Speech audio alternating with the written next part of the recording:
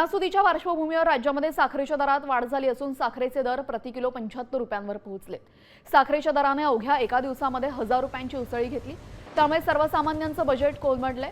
तर येत्या दिवसामध्ये साखरेच्या दरात आणखीन वाढ होण्याची शक्यता वर्तवण्यात आली आहे।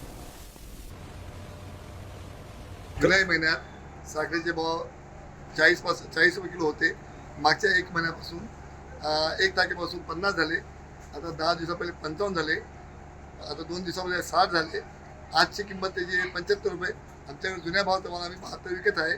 आजचे भाव कमीत कमी 75च्या वर आहेत। आम्ही जुन्या भावात माल विकतोय।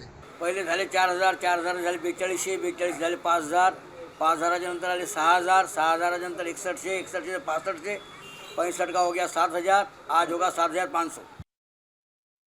तर देशातील साखरेचा तुटवडा दूर करण्यासाठी आणि किमती नियंत्रणात ठेवण्यासाठी केंद्र सरकारने 10 लाख टन कच्च्या साखरेचा शुल्कमुक्त आयातीला मंजुरी दिलेली आहे। परदेशी व्यापार महासंचालनालयाने जारी केलेल्या अधिसूचनेनुसार ही सूट 31 ऑक्टोबरपर्यंत लागू राहील। तब्बल 10 वर्षांनंतर भारतात साखरेची आयात होणार आहे। या निर्णयामुळे बाजारात साखरेचा पुरवठा वाढून किमतींवर पडणारा ताण कमी होण्यास मदत होईल।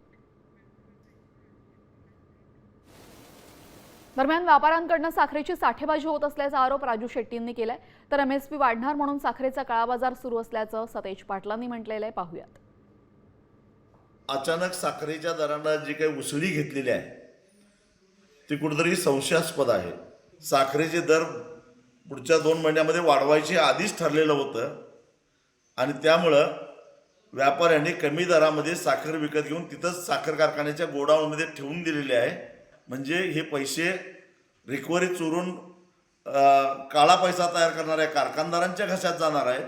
कुठेतरी 20-22 हजार कोटी रुपयाचा संपूर्ण देशामध्ये या साखरेच्या काळ्या बाजारामध्ये व्यवहार व्हायला लागला आहे, असा संशय घ्यायला जागा आहे। साठेबाजारचा विषय नाही आहे, कारण की साखरेचं उत्पादन या ठिकाणी उत्पादनावर या सगळ्या गोष्टी अवलंबून त्या ठिकाणी असतात।